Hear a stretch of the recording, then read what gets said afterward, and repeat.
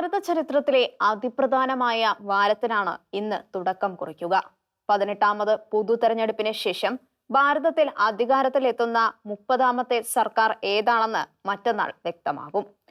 ഭരണകക്ഷിക്കും പ്രതിപക്ഷത്തിനും വിജയപ്രതീക്ഷകൾ പകർന്നുകൊണ്ടാണ് തെരഞ്ഞെടുപ്പ് പ്രചാരണം പൂർത്തിയാകുന്നത്. അതുകൊണ്ട് തന്നെ നരേന്ദ്രമോദി തന്നെ മൂന്നാം ഊഴത്തിനായി കടന്നുവരുമോ, മറ്റൊരു പ്രധാനമന്ത്രിയെ കിട്ടാൻ യോഗമുണ്ടാകുമോ എന്ന ചോദ്യം പ്രസക്തമാണ്. ഭാരതത്തിൽ 1947 മുതൽ ഇന്നുവരെ 29 മന്ത്രിസഭകളാണ് ഉണ്ടായത്. ജവഹർലാൽ നെഹ്റു മുതൽ നരേന്ദ്രമോദി വരെ 15 പ്രധാനമന്ത്രിമാർ ഇന്ത്യ ഭരിക്കുകയും ചെയ്തു. എന്തെല്ലാം കുറ്റങ്ങൾ ഇവരെക്കുറിച്ച് പറഞ്ഞാലും അവർ നമ്മുടെ ജനാധിപത്യത്തെയും ഭരണഘടനയെയും കാത്തുസൂക്ഷിച്ചു. ഭരണഘടനയുടെ പഴുതുകളിലൂടെ രാജ്യത്ത് എല്ലാ സ്വാതന്ത്ര്യവും ഇല്ലാതാക്കിയ അടിയന്തരാവസ്ഥ ഏർപ്പെടുത്താൻ ഇവരിൽ ഒരാളായ ഇന്ദിരാഗാന്ധി 1975 മുതിർന്നെങ്കിലും 1977 ഭാരതം തെരഞ്ഞെടുപ്പിലേക്ക് പോയി. അടിയന്തരാവസ്ഥയുടെ മറയിൽ ലോക്സഭയുടെ കാലാവധി 1 വർഷം കൂട്ടിയെങ്കിലും 1977 മാർച്ചിൽ അവർ ജനവിധിക്ക് തയ്യാറായി. എങ്കിലും 1971 മാർച്ച് 18 മുതൽ 1977 മാർച്ച് 24 വരെ 2198 ദിവസം തുടർച്ചയായി അവർ പ്രധാനമന്ത്രി കസേരയിൽ ഇരുന്നു. ഇന്ദിരയ്ക്ക് ശേഷം ഏറ്റവും കൂടുതൽ ദിവസം തുടർച്ചയായി ഭരിച്ചത് മൻമോഹൻ സിംഗ് ആയിരുന്നു, 1830 ദിവസം. ആ റെക്കോർഡ് മോദി തിരുത്തിക്കഴിഞ്ഞു. അദ്ദേഹത്തിന്റെ ഇപ്പോഴത്തെ സർക്കാർ 1832 ദിവസം പിന്നിട്ടിരിക്കുന്നു. 1947 മുതൽ 1964 വരെ ഭരിച്ച ഇന്ത്യയുടെ ഒന്നാമത്തെ പ്രധാനമന്ത്രി നെഹ്റു 6130 ദിവസം നാട് ഭരിച്ചു. അദ്ദേഹത്തിന്റെ മരണത്തെ തുടർന്ന് സ്ഥാനമേറ്റ ഇടക്കാല പ്രധാനമന്ത്രി ഗുരുസാലിലാൽ നന്ദ 13 ദിവസം ഭരിച്ചു. പിന്നീട് വന്ന ലാൽ ബഹദൂർ ശാസ്ത്രി 581 ദിവസം ഭരിച്ചു. അദ്ദേഹം മരിച്ചപ്പോഴും ഇടക്കാല പ്രധാനമന്ത്രിയായത് നന്ദയാണ്. ഇക്കുറിയും അദ്ദേഹം ഭരിച്ചത് 13 ദിവസം. ശാസ്ത്രിയെ തുടർന്നു വന്ന ഇന്ദിര 4 തവണയായി 5829 ദിവസം രാജ്യം ഭരിച്ചു. ഇക്കാര്യത്തിലുള്ള നെഹ്റുവിന്റെ 1-ാം സ്ഥാനവും ഇന്ദിരയുടെ 2-ാം സ്ഥാനവും തകർക്കപ്പെടാൻ സാധ്യതയില്ല. 1977 ഇന്ദിരയെ പുറത്താക്കി വന്ന മൊറാർജി 850 ദിവസം ഭരിച്ചു. അദ്ദേഹത്തെ അട്ടിമറിച്ചു വന്ന ചരൺ സിംഗ് 170 ദിവസവും പിന്നീട് വന്ന ഇന്ദിര വെടിയേറ്റ് മരിച്ചതിനെ തുടർന്ന് പ്രധാനമന്ത്രിയായ രാജീവ് 1858 ദിവസവും ഭരിച്ചു. തുടർന്ന് വന്ന VP സിംഗ് 343 ദിവസവും ചന്ദ്രശേഖരൻ 223 ദിവസവും പ്രധാനമന്ത്രിമാരായി. രാജീവിന്റെ വധത്തെ തുടർന്ന് വന്ന PV നരസിംഹറാവു 1790 ദിവസവും പിന്നാലെ വന്ന AB വാജ്പേയി 16 ദിവസവും അദ്ദേഹത്തെ മാറ്റിവന്ന ദേവഗൌഡ 324 ദിവസവും അദ്ദേഹം വീണപ്പോൾ വന്ന IK ഗുജറാൾ 332 ദിവസവും പിന്നീട് വന്ന വാജ്പേയി 2266 ദിവസവും തുടർന്ന് വന്ന മൻമോഹൻ സിംഗ് 2 ടേമിലായി 3656 ദിവസവും അതിനുശേഷം വന്ന നരേന്ദ്രമോദി 2 തവണയായി 3660 ദിവസവും പിന്നിട്ടു. ഇക്കാലയളവിൽ ജനാധിപത്യ മൂല്യങ്ങൾ ഏറ്റവും സന്തുലിതമായി പ്രവർത്തിച്ചത് 1991 മുതൽ 2014 വരെയുള്ള കൂട്ടുകക്ഷി മന്ത്രിസഭകളുടെ കാലത്തായിരുന്നു എന്നാണ് പ്രശസ്ത ചരിത്രകാരനും എഴുത്തുകാരനുമായ രാമചന്ദ്ര ഗുഹ കോഴിക്കോട് വീരേന്ദ്രകുമാർ സ്മാരക പ്രഭാഷണത്തിൽ മെയ് 28 ചൂണ്ടിക്കാണിച്ചത്. ഇതുതന്നെയാണ് മിക്കവാറും നിഷ്പക്ഷരായ എല്ലാ നിരീക്ഷകരുടെയും പക്ഷം. ഈ സർക്കാരുകളിൽ BJPയുടെ വാജ്പേയി സർക്കാരും ഉൾപ്പെടുന്നു. ഇക്കാലത്ത് ആർക്കും ധിക്കാരപരമായ ഭൂരിപക്ഷം ഉണ്ടായിരുന്നില്ല. പാർട്ടികൾ തമ്മിൽ ബഹുമാനത്തോടെ ആശയവിനിമയം നടത്തി. ന്യൂനപക്ഷങ്ങളിൽ ആത്മവിശ്വാസം ഉണ്ടായി. സാമ്പത്തികമായും രാജ്യം മെച്ചപ്പെട്ടു. ഫെഡറൽ തത്വങ്ങൾ പാലിക്കപ്പെട്ടു. കോടതികൾ നട്ടലുയർത്തി നിന്നു. ഭരണഘടനാ സ്ഥാപനങ്ങളിൽ കൈകടത്തലുകൾ കുറഞ്ഞു. ഒരു പാർട്ടിക്കും 230-ലധികം സീറ്റ് കിട്ടാതിരിക്കുന്നതാണ് ജനാധിപത്യത്തിന് നല്ലതെന്നും ഗുഹ പറഞ്ഞു. ഇക്കുറി തെരഞ്ഞെടുപ്പ് തീയതികൾ നിശ്ചയിച്ചതിൽ പോലും ഭരണകക്ഷിയുടെ താൽപര്യങ്ങൾ ഉണ്ടായിരുന്നതായി തോന്നാമെന്നും ഗുഹ പറഞ്ഞു. 2 മാസം ദീർഘിച്ച വിപുലമായ തെരഞ്ഞെടുപ്പ് പ്രചാരണ പരിപാടികളുടെ അവസാനത്തിൽ 3 ദിവസം കന്യാകുമാരിയിലെ വിവേകാനന്ദ പാറയിൽ ഉപവസിച്ച ശേഷം പ്രധാനമന്ത്രി നരേന്ദ്രമോദി ഡൽഹിയിൽ തിരിച്ചെത്തി. 1892 ഡിസംബർ 23, 24, 25 തീയതികളിൽ സ്വാമി വിവേകാനന്ദൻ താമസിച്ച് ഉപവസിച്ച് പ്രാർത്ഥിച്ച സ്ഥലമാണ് കന്യാകുമാരിയിലെ വിവേകാനന്ദ പാറ. കരയിൽ നിന്നും 500 മീറ്റർ അകലെയുള്ള ഈ പാറക്കൂട്ടം 1970 സംഘപരിവാറുകാരാണ് വിവേകാനന്ദ സ്മാരകമാക്കിയത്. 3 ദിവസം 45 മണിക്കൂർ നേരം പ്രധാനമന്ത്രിക്ക് ഉപവസിച്ച് പ്രാർത്ഥിക്കുന്നതിന് സുരക്ഷ ഒരുക്കുവാൻ 2000 പോലീസുകാരെയും 8 ജില്ലാ പോലീസ് സൂപ്രണ്ടുമാരെയും നിയോഗിക്കേണ്ടി വന്നു. പ്രമുഖരുടെ ലാളിത്യത്തിനും പാവപ്പെട്ടവർ വില കൊടുക്കേണ്ടി വരുന്നു. പണ്ട് തീവണ്ടിയിലെ 3-ാം ക്ലാസ്സിൽ മാത്രമേ യാത്ര ചെയ്യൂ എന്ന ബാപ്പുജിയുടെ ശാഠ്യത്തിന് കോൺഗ്രസിന് ഏറെ പണച്ചെലവുണ്ടായതായി സരോജിനി നായിഡു പറഞ്ഞിട്ടുണ്ട്. നരേന്ദ്രമോദി 2014 മുതൽ എല്ലാം കൃത്യമായി ചെയ്യുന്നുണ്ട്. രാഷ്ട്രീയ പോരാട്ടത്തിന് സമാന്തരമായി ഒരു ആത്മീയ പോരാട്ടവും നടത്തുന്നു. പാർട്ടി ജയിക്കുവാൻ പൂജകളും മന്ത്രങ്ങളും എല്ലാം നടത്തുന്നു. അവയ്ക്ക് സമാപനം കുറിച്ചുകൊണ്ട് അദ്ദേഹം തന്നെ പുണ്യകേന്ദ്രത്തിൽ പോയി പ്രാർത്ഥിക്കുന്നു. 2014 ഛത്രപതി ശിവജിയുടെ പ്രതാപ്ഗഡ് കോട്ടയിലാണ് പോയത്. 2019 കേദാർനാഥിലെ ഗുഹയിൽ, 2024 വിവേകാനന്ദ പാറയിലെ ധ്യാന കേന്ദ്രത്തിൽ. പാർട്ടി പ്രവർത്തകരുടെ പ്രചാരണ പ്രവർത്തനങ്ങൾ പോലെ പ്രധാനപ്പെട്ടതാണ് ഈ പ്രാർത്ഥനയും മന്ത്രങ്ങളും എന്ന് അദ്ദേഹം വിശ്വസിക്കുന്നു.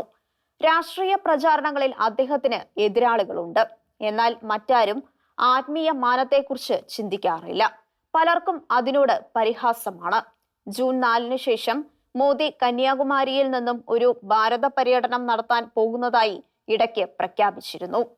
BJP അധികാരത്തിൽ തിരിച്ചെത്തിയാൽ ഇന്ത്യയുടെ ഭരണഘടന ഇല്ലാതാക്കുമെന്നും നാട്ടിൽ ജനാധിപത്യം തന്നെ ഇല്ലാതാകുമെന്നും ഇന്ത്യ സഖ്യം ഭീഷണിപ്പെടുത്തുമ്പോൾ ഇന്ത്യ സഖ്യം അധികാരത്തിൽ വന്നാൽ ഭരണഘടന തകർത്ത് പട്ടികജാതിക്കാർക്കും പിന്നോക്കക്കാർക്കും ഭരണഘടന ഏർപ്പെടുത്തിയിരിക്കുന്ന സംവരണം മുസ്ലിമുകൾക്കായി നൽകുമെന്ന് BJPയും ഭീഷണി മുഴക്കിയിട്ടുണ്ട്.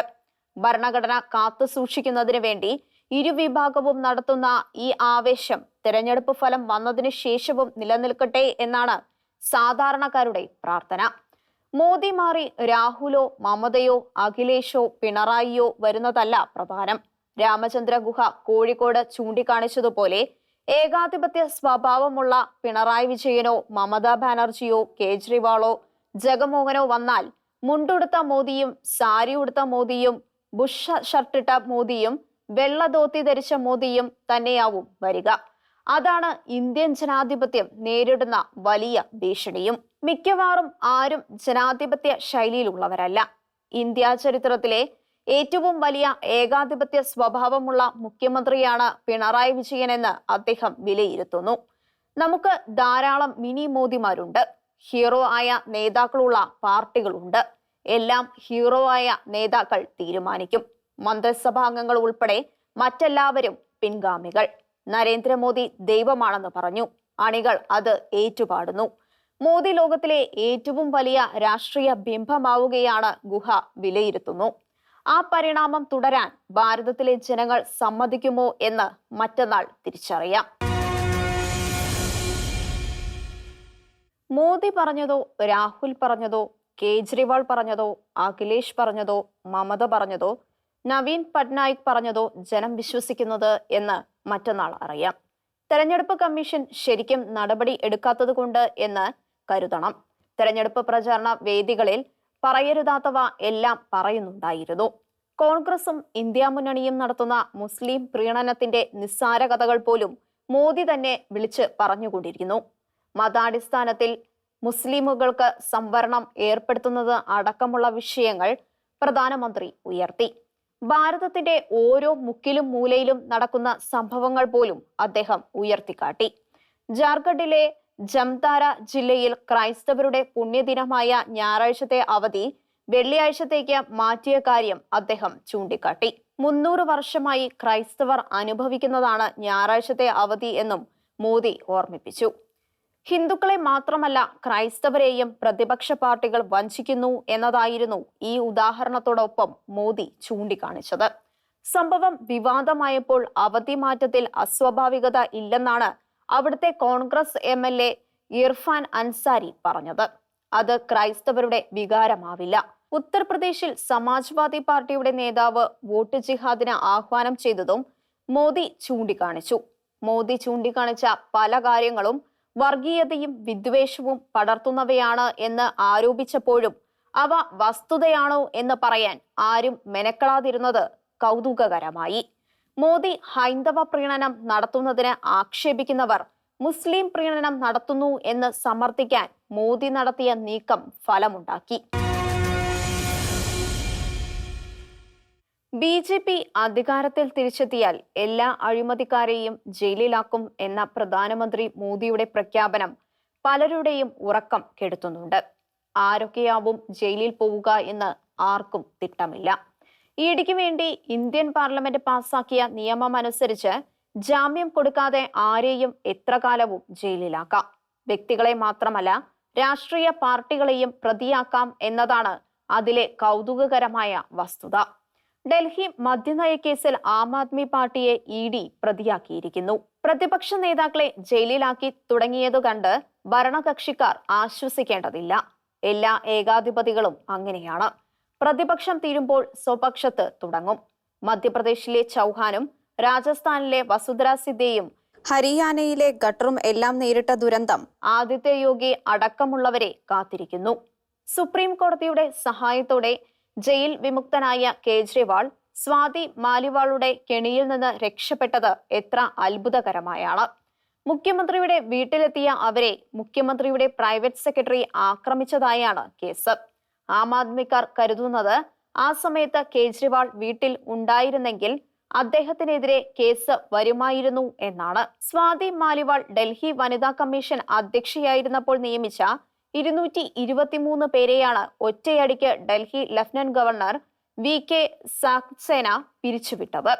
ഈ കേസിൽ പെട്ടതോടെയാണ് സ്വാതി മാലിവാൾ ഇങ്ങനെയായത് എന്ന് കരുതാനും ന്യായമുണ്ട്.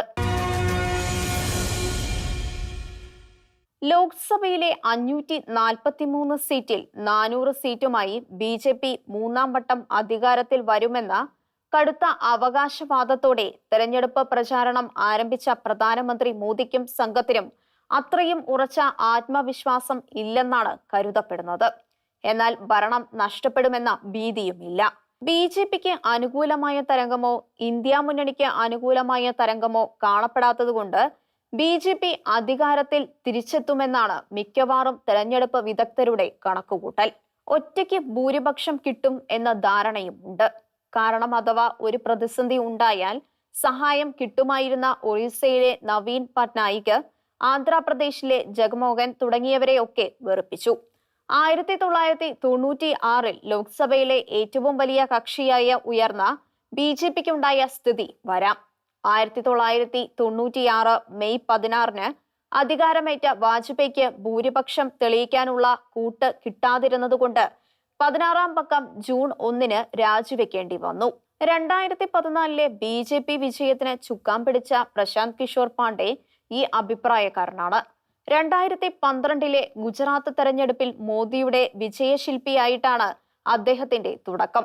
2013 കർണാടക നിയമസഭാ തെരഞ്ഞെടുപ്പിന്റെ തന്ത്രശില്പിയായ സുനിൽ കനഗോലുവാണ് 2024 കോൺഗ്രസ് തന്ത്രങ്ങളുടെ അണിയറക്കാരൻ. അദ്ദേഹം ഇപ്പോഴും സജീവമായി രംഗത്തുള്ളതുകൊണ്ട് അദ്ദേഹം മറിച്ചുള്ള പ്രവചനം ഒന്നും നടത്തിയിട്ടില്ല. എന്നാൽ ഇന്ത്യ മുന്നണിക്ക് 2 മാസം മുമ്പുണ്ടായിരുന്നതിനേക്കാൾ ആത്മവിശ്വാസം കൂടിയിട്ടുണ്ട്. കഷ്ടിച്ച് ഭരണം കിട്ടാനും മതി എന്നെങ്കിലും ഇപ്പോൾ പ്രതീക്ഷയുണ്ട്. അതുകൊണ്ട് കേജ്രിവാൾ തിഹാർ ജയിലിലേക്ക് തിരിച്ചു പോകുന്നതിന് മുൻപ് ജൂൺ 1 തന്നെ ഇന്ത്യ മുന്നണിയുടെ ദേശീയ നേതാക്കളുടെ യോഗം കൂടി. അഥവാ ഇന്ത്യ മുന്നണി കൂടുതൽ സീറ്റ് നേടിയാൽ തന്നെ അവർക്ക് സർക്കാർ ഉണ്ടാക്കുവാൻ സാധിക്കുമോ?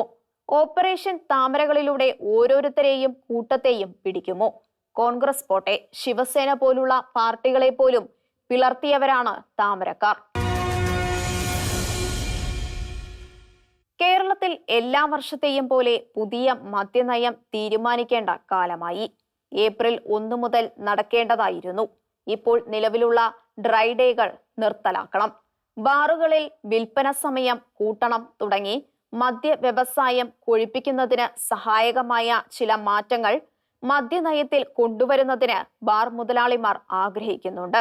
അങ്ങനെ ഞങ്ങൾ ചെയ്താൽ ഞങ്ങൾക്ക് എന്ത് പ്രയോജനം എന്ന ചിന്ത സ്വാഭാവികമായും രാഷ്ട്രീയ നേതാക്കൾക്ക് ഉണ്ടാവും. തങ്ങൾക്ക് കിട്ടുന്ന സാമ്പത്തിക പ്രയോജനത്തിന്റെ ഒരു പങ്ക് രാഷ്ട്രീയക്കാർക്കും കൊടുക്കുക എന്നതാണ് എക്കാലവും നിലനിൽക്കുന്ന രീതി. അബ്കാരി മുതലാളിമാരുടെ സഹായം പറ്റാത്ത ഒരു രാഷ്ട്രീയ പാർട്ടിയും പ്രമുഖ നേതാവും ഉണ്ടാവില്ല. കേരളത്തിൽ മദ്യവിരുദ്ധ പ്രവർത്തനത്തിന്റെ തലപ്പത്തുള്ള ഒരു പ്രമുഖ നേതാവ് എത്രയോ വർഷം ഒരു അബ്കാരിയുടെ കാറാണ് ഉപയോഗിച്ചിരുന്നത്.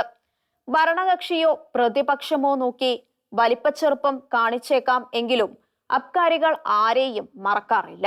ഇക്കുറി ലോക്സഭാ തെരഞ്ഞെടുപ്പ് മൂലം കേരളത്തിലെ മദ്യനയം തീരുമാനിക്കുന്നത് വൈകി.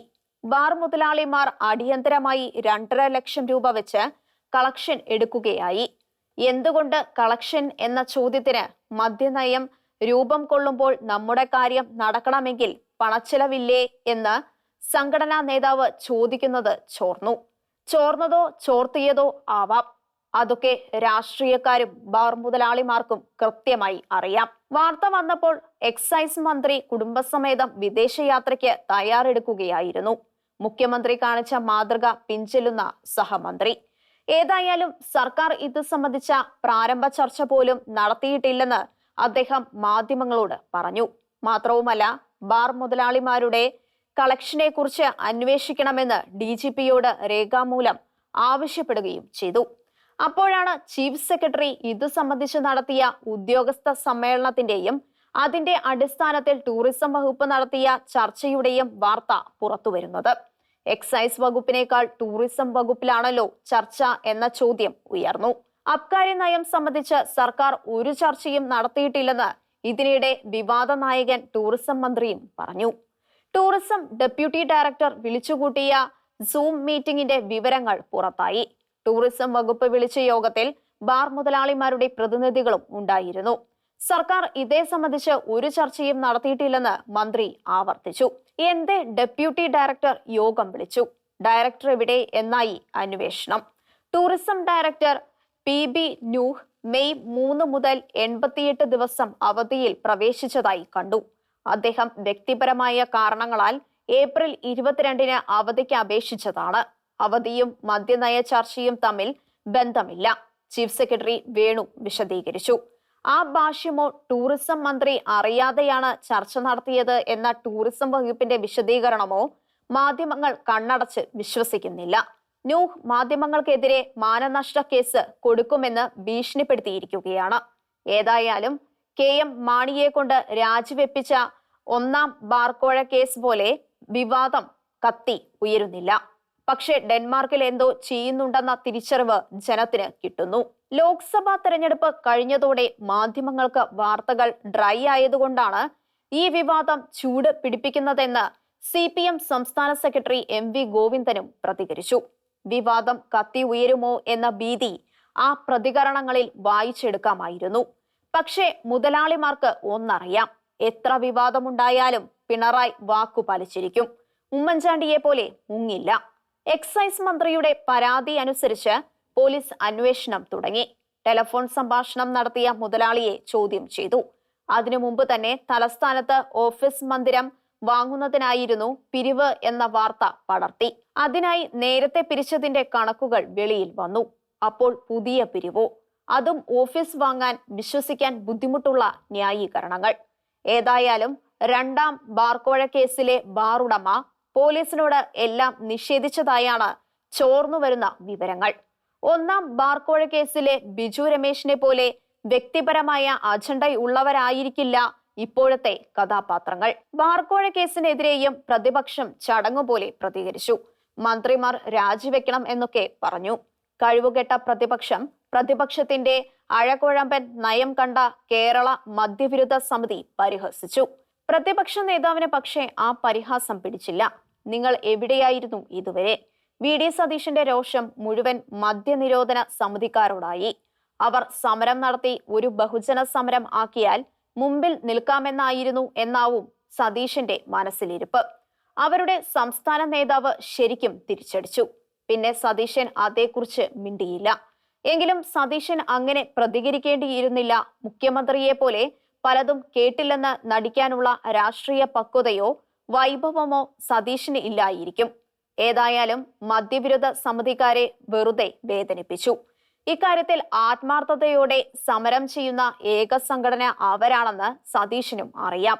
അവരെ നിരുത്സാഹപ്പെടുത്തിയത് ഈ സമരം ബാർ മുതലാളിമാർക്കു വേണ്ടി തിരിച്ചു വിടാനാവുമോ എന്നും സംശയിക്കുന്നവരുണ്ട്. ഇതിനിടെ ഡ്രൈ ഡേ മാറ്റിയാൽ വരുമാനത്തിൽ കുതിപ്പുണ്ടാകില്ല എന്ന പ്രതികരണവുമായി മുൻ ധനമന്ത്രി തോമസ് ഐസക് രംഗത്തുണ്ട്. ആ പ്രതികരണം വെറുതെയാവില്ല. അന്താരാഷ്ട്ര സെമിനാറുകൾ നടക്കുമ്പോൾ ഡ്രൈ ഡേ വരുന്നത് ബുദ്ധിമുട്ട് ഉണ്ടാകാറുണ്ടെന്നും ഐസക് പറഞ്ഞു. ഈ വിവാദം കത്തി നിൽക്കുമ്പോൾ BJP നേതാവ് ഷോൺ ജോർജ് മുഖ്യമന്ത്രിയുടെ മകളും മരാമത്ത് മന്ത്രിയുടെ ഭാര്യയുമായ വീണ വിജയനെതിരെ ഒരു പുതിയ ആരോപണവുമായി വന്നു. അവർക്ക് അവരുടെ കമ്പനി എക്സാലോജിക്കിന് അബുദാബി കൊമേഴ്സ്യൽ ബാങ്ക് അക്കൗണ്ടിലൂടെ കോടികൾ സമ്പാദിച്ചതായാണ് ആരോപണം. സ്വപ്ന സുരേഷ് എത്രയോ കാലമായി പറയുന്ന ആരോപണമാണിത്. ഈ അക്കൗണ്ടിലേക്ക് Price Water Cooper, SNC Lavalin കമ്പനികൾ പണം ഇട്ടതായും ഷോൺ ആരോപിച്ചു. വീണ വിജയന്റെ എക്സാലോജിക് സൊല്യൂഷൻസ് കമ്പനി വിദേശ ബാങ്ക് അക്കൗണ്ടിലൂടെ കള്ളപ്പണ ഇടപാട് നടത്തിയെന്നും അതേക്കുറിച്ച് അന്വേഷണം നടത്തണമെന്നും ആവശ്യപ്പെട്ട ഷോൺ ഹൈക്കോടതിയിൽ ഉപഹർജിയും നൽകി. അബുദാബി കൊമേഴ്സ്യൽ ബാങ്കിൽ Exalogic consulting media city UAE എന്ന വിലാസത്തിലാണ് അക്കൗണ്ട് എന്നും മുഖ്യമന്ത്രിയുടെ മകളും സുനിഷുമാണ് അക്കൗണ്ട് ഉടമകൾ എന്നും ഷോൺ ആരോപിച്ചു. കരിമണൽ ഖനനവുമായി ബന്ധപ്പെട്ട പണവും ഈ അക്കൗണ്ടിൽ എത്തിയതായി ഷോൺ ആരോപിച്ചു. ലാവ്ലിന്റെ ഉപകമ്പനികൾ 9.25% പലിശയ്ക്ക് കിഫ്ബിയുടെ മസാല ബോണ്ടിൽ പണം നിക്ഷേപിച്ചിട്ടുണ്ട്. 6% പലിശയ്ക്ക് പണം കിട്ടാനുള്ളപ്പോഴാണ് 9.25% പലിശ കൊടുക്കുന്നത്. അതിലൂടെ കിട്ടുന്ന ലാഭത്തിന്റെ വിഹിതമാണ് ലാവ്ലിൻ ഈ അക്കൗണ്ടിൽ നിക്ഷേപിക്കുന്നതെന്ന സംശയവും ഷോൺ പ്രകടിപ്പിച്ചു. സീരിയസ് ഫ്രോഡ് ഇൻവെസ്റ്റിഗേഷൻ ഏജൻസി ഈ ആരോപണവും അന്വേഷിക്കണമെന്നാണ് ഷോണിന്റെ നിലപാട്. ഷോണിന്റെ ആരോപണം പ്രതിപക്ഷം ഏറ്റുപിടിച്ചു. പ്രതിപക്ഷ നേതാവ് മുഖ്യമന്ത്രിയുടെ പ്രതികരണം ആവശ്യപ്പെട്ടു. രമേശ് ചെന്നിത്തല സ്പ്രിംഗ്ലർ ഇടപാടും ബന്ധിപ്പിച്ചു. അതോടെ ബാർക്കോഴ വിവാദം മുങ്ങിയ മട്ടായി. സ്വപ്ന സുരേഷ് വർഷങ്ങൾക്ക് മുൻപ് ഉന്നയിച്ച ആരോപണം ബാർക്കോഴ വിവാദം മുക്കാൻ എല്ലാവരും ചേർന്നുകൊണ്ട് വന്നതാണോ എന്ന സംശയം പോലും ഉയരുന്നുണ്ട്. ഏതായാലും മാധ്യമങ്ങൾ ഷോണിന്റെ പുതിയ ആരോപണത്തിന് വലിയ പ്രാധാന്യം കൊടുക്കുന്നില്ല. ചില മാധ്യമങ്ങളിൽ വാർത്ത പോലും വന്നില്ല. അതാണ് ഒന്നാം ബാർക്കോഴയും രണ്ടാം ബാർക്കോഴയും തമ്മിലുള്ള വ്യത്യാസം. എത്ര ആവർത്തിച്ച് അന്വേഷിച്ചിട്ടും ഒന്നാം ബാർക്കോഴ കേസിൽ KM മാണി കുറ്റക്കാരനല്ലെന്നായിരുന്നല്ലോ കണ്ടെത്തലും വിധിയും. അതിനർത്ഥം ബാർ മുതലാളിമാരോട് ആരും കാശ് വാങ്ങിയില്ലെന്നാണോ? സർക്കാർ ഒത്താശയോടെ നടന്ന മൂന്നാർ കയ്യേറ്റങ്ങളുടെ സാക്ഷ്യമായ രവീന്ദ്രൻ പട്ടയങ്ങൾ ഒരിക്കൽ കൂടി വിവാദമാകുന്നു. സർക്കാർ ഭൂമി തട്ടിയെടുത്തവർക്കും അതിന് നിയമസാധുത കൊടുത്തവർക്കും സംരക്ഷണം കൊടുക്കുന്ന സർക്കാർ നയം തുടർന്നാൽ കേസ് അന്വേഷണം CBIക്ക് വിടുമെന്ന് ഹൈക്കോടതി ഭീഷണിപ്പെടുത്തി. ഡയറക്ടർ ജനറലിന്റെ അഭിപ്രായം തേടിയിരിക്കുകയാണ് കോടതി. കോടതിയുടെ മേൽനോട്ടത്തിൽ കേസ് അന്വേഷണം നടക്കുന്നില്ലെങ്കിൽ സത്യം പുറത്തുവരില്ലെന്ന് അമിക്കസ് ക്യൂറി രഞ്ജിത തമ്പാൻ കോടതിയിൽ അറിയിച്ചു. രവീന്ദ്രൻ ഇപ്പോൾ ലാൻഡ് കൺസൾട്ടന്റായി പ്രവർത്തിക്കുന്നതായി മറ്റൊരു അമിക്കസ് ക്യൂറിയായ ഹരീഷ് വാസുദേവൻ പറഞ്ഞു. മൂന്നാറിലെ വ്യാജ കയ്യേറ്റങ്ങൾ റദ്ദാക്കണം എന്നാവശ്യപ്പെട്ട വൺ എർത്ത് വൺ ലൈഫ് സംഘടന കൊടുത്ത പരാതിയിലാണ് ഹൈക്കോടതി കേരള സർക്കാരിനെതിരെ രൂക്ഷ വിമർശനം നടത്തിയത്. MI രവീന്ദ്രൻ അഡീഷണൽ തഹസിൽദാർ ആയിരിക്കെ വ്യാജ കയ്യേറ്റങ്ങൾ സാധൂകരിക്കുകയും അനർഹർക്ക് പട്ടയം കൊടുക്കുകയും ചെയ്തു എന്നതാണ് പരാതി. അദ്ദേഹം 545 പട്ടയങ്ങളാണ് വ്യാജമായി നൽകിയതെന്ന് കോടതി അനുസ്മരിച്ചു. അദ്ദേഹത്തിന് ഒറ്റയ്ക്ക് ഇതിന് സാധിക്കില്ല. ഇതിനു പിന്നിൽ വേറെയും ശക്തികളുണ്ട്, കോടതി നിരീക്ഷിച്ചു. വ്യാജ പട്ടയം സംബന്ധിച്ച് പോലീസ് രജിസ്റ്റർ ചെയ്ത 42 കേസിലും സർക്കാർ തോറ്റു. ഒരു അനന്തര നടപടിയും ഇല്ല. ജസ്റ്റിസ് മുഹമ്മദ് മുഷത്താഖും മനുവും ചൂണ്ടിക്കാണിച്ചു. മൂന്നാറിലെ പാർട്ടി ഓഫീസുകൾ അടക്കമുള്ള മന്ദിരങ്ങൾക്കാണ് രവീന്ദ്രൻ പട്ടയം ഉള്ളത്. മുൻ മുഖ്യമന്ത്രി PK വാസുദേവൻ നായരുടെ പേരിലും ഇവിടെ പട്ടയം ഉള്ളതായി വാർത്ത ഉണ്ടായിരുന്നു. CPM-നും ഉണ്ട് വ്യാജ പട്ടയം. അദ്ദേഹം നൽകിയ 530 പട്ടയങ്ങൾ റദ്ദാക്കിയതായി സർക്കാർ കോടതിയെ അറിയിച്ചു.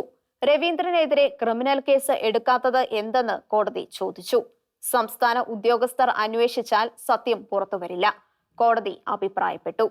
1999 ലാൻഡ് അസൈൻമെന്റ് ആക്ടിനനുസരിച്ച് ദേവികുളം താലൂക്കിലെ 9 വില്ലേജുകളിലായി രവീന്ദ്രൻ നൽകിയ പട്ടയങ്ങളാണ് രവീന്ദ്രൻ പട്ടയങ്ങൾ. 1999 ദേവികുളത്തെ അഡീഷണൽ തഹസിൽദാർ ആയിരുന്ന രവീന്ദ്രൻ ചട്ടങ്ങൾ പാലിക്കാതെ പട്ടയം വാരി വിതറി എന്നാണ് ആരോപണം. പട്ടയം നൽകാൻ കളക്ടർക്ക് മാത്രം അധികാരമുള്ള KDH വില്ലേജിൽ മാത്രം രവീന്ദ്രൻ 127 പട്ടയം നൽകി. 4251 ഹെക്ടർ ഭൂമിയാണ് ഇങ്ങനെ വിതരണം ചെയ്തത്. കളക്ടറായിരുന്ന VR പത്മനാഭൻ ചുമതലപ്പെടുത്തിയിരുന്നു എന്നാണ് രവീന്ദ്രൻ വാദിക്കുന്നത്. 2007 VS മൂന്നാർ കുടിയൊഴിപ്പിക്കലിനെ പ്രത്യേക സംഘത്തെ നിയോഗിച്ചതോടെ പട്ടയം വലിയ വിവാദമായി. കോടതിയുടെ ഇടപെടലിനെ തുടർന്ന് അവർക്ക് ഏറെ ഒന്നും ചെയ്യാനാവാതെ പിൻവാങ്ങേണ്ടി വന്നു. പാർട്ടിയിലെ പിണറായി സംഘം കുടിയിറക്കിന് എതിരായിരുന്നു.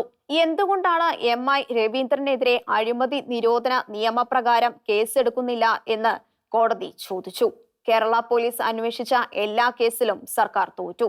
അതിനെതിരെ സർക്കാർ അപ്പീൽ പോലും കൊടുക്കുന്നില്ല. പോലീസും വിജിലൻസും രജിസ്റ്റർ ചെയ്യുന്ന കേസുകൾ തോൽക്കുന്നു. 100 കണക്കിന് കേസുകൾ ഉണ്ടായിട്ടും ബന്ധപ്പെട്ട ഉദ്യോഗസ്ഥർക്കെതിരെ ഗൂഢാലോചന, കള്ള ആധാരമുണ്ടാക്കൽ വകുപ്പുകൾ മാത്രമാണ് പോലീസ് ചുമത്തുന്നതെന്ന്, അഴിമതി ചുമത്തുന്നില്ല എന്നും കോടതി നിരീക്ഷിച്ചു. ഓരോ കേസിലും അന്തിമ റിപ്പോർട്ടിന് വർഷങ്ങൾ എടുക്കുന്നു.